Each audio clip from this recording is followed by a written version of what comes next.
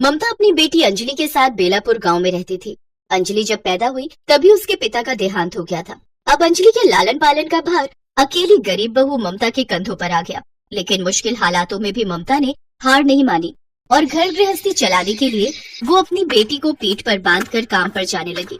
वो सारा दिन पीठ पर अपनी बच्ची को बांधकर कभी उस धधकती ईंट की भट्टी में तो कभी सरपंच के खेतों में काम किया करती। एक रोज, बहन क्यों अपने साथ साथ इस मासूम बच्ची को भी ईंट की भट्टी में पका रही हो? इसे घर क्यों नहीं छोड़ देती? मेरे अलावा इसका ध्यान रखने के लिए घर में और कोई है नहीं, इसलिए अपने साथ ही से ले आती हूँ।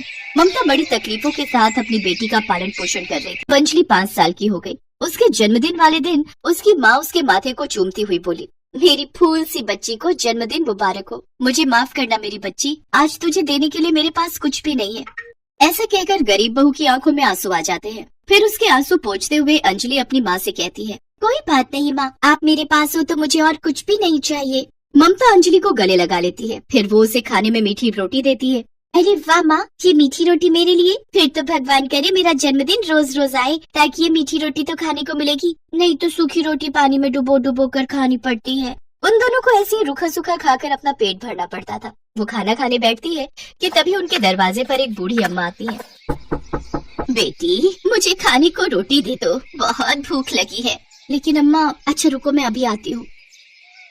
ममता उस बूढ़ी अम्मा को अपने हिस्से की मीठी रोटी खाने को दे देती है, जिसके बाद वो अम्मा एक जादुई आटा चक्की ममता को देते हुए कहती है, तुम्हारा बहुत बहुत शुक्रिया बेटी, तुमने इस बुढ़िया का पेट भरा है। मेरे पास तुझे देने के लिए इस चक्की के अलावा और कुछ भी नहीं है, इसे तू रख ले। अम्मा वो चक्की उसे देकर चली जाती है। ममता उसे अपनी झोपड़ी में रख लेती है। फिर दोनों खेत की ओर निकल पड़ती है। राम राम सरपंच जी, बताइए आज कौन सा खेत साफ करना है? नहीं ममता, सारे खेत साफ हुए पड़े हैं, अब तो बस फसल काटना ही बाकी है। एक बार फसल पककर तैयार हो जाए फिर मैं तुम्हें बुला भेजूंगा।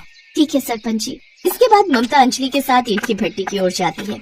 राम राम रामदीन भाई, अगर ईंट के मन के पक गया हो तो मुझे काम दे दो।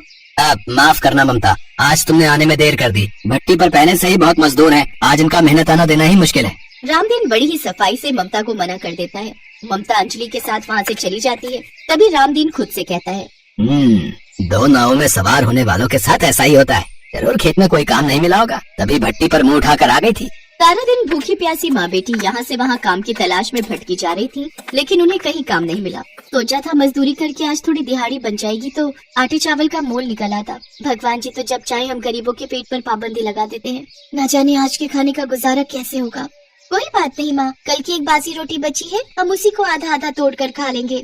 वो दोनों घर के बाहर खड़े होकर ये बातें कर ही रहे थे कि तभी अंदर रखी जादुई आटा चक्की उन दोनों की बातें सुन लेती है। मुझे उन दोनों की मदद करनी होगी। उन दोनों की परेशानी भागकर वो चक्की जुगनू की तरह चमक जाती है और उसमें से तेज रोशनी निकलने लगती है और 56 भोगों से भरी एक थाली उस चक्की से बाहर आती है, जिसके बाद वो आटा चक्की फिर से साधारण चक्की बन जाती है। कुछ देर बाद जैसे ही ममता और अंजलि घर में घुसती हैं, तो 56 भोगों से सजी थाली देखकर उन दोनों की आंखें फटी की फटी रह जाती हैं। माँ, यहाँ कितनी सुगंधित खुशबू आ रही है, जैसे यहाँ किसी हलवाई ने डेरा डाला हो। अरे वो क्या माँ, वो देखो उस चक्की पर कितने सारे भोग बनकर तैयार हैं। मेरे मुंह में तो देखते ही पानी आ रहा है। लेकिन आखिर ये जादू हुआ कैसे? घर में तो अन्न का एक दाना भी नहीं है, फिर ये सब कैसे हुआ? वो सब छोड़ो ना माँ, चलो अब खाना खाते हैं। फिर दोनों माँ बेटी बैठकर वो खाना खाती हैं। अगले दिन सुबह जब वो सोकर उठी तो उस चक्की पर फिर से कई तरह के शाही पकवान रखे हुए थे। अब ये रोज की बात थी। फिर एक रोज उन्हें पास के एक गांव में शादी में जाना होता है, तो अंजलि अपनी माँ से कहती है, माँ वहाँ सब नए कपड़े पहन कर आएंगे और हमारे पास तो कुछ भी नए कपड़े नहीं है, हम वहाँ कैसे जाएंगे? दोनों उदास होकर बैठ जाती हैं। तभी उस चक्की से एक तेज रोशनी निकलती है और उसके ऊपर दोनों के लिए नए कपड़े रखे हुए होते हैं। ये देखकर ममता और अंजलि हैरान रह जाती हैं।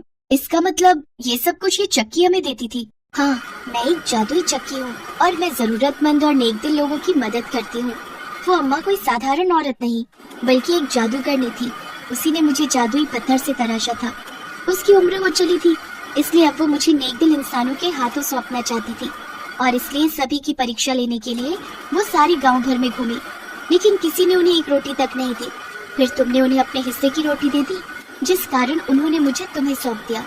अब मैं तुम्हारी हमेशा मदद करूंगी और तुम्हें जो भी चाहिए होगा तुम दोनों मुझसे मांग सकती हो। तुम सच कह रही हो? तो इसका मतलब तुम हमारी ये गरीबी सदा सदा के लिए मिटा सकती हो? हाँ बिल्कुल, इसके बाद उस चक्की में से ढेरों सोने की मोहरें निकलने लगी, जिसे देख ममता और अंजलि बहुत खुश हुई।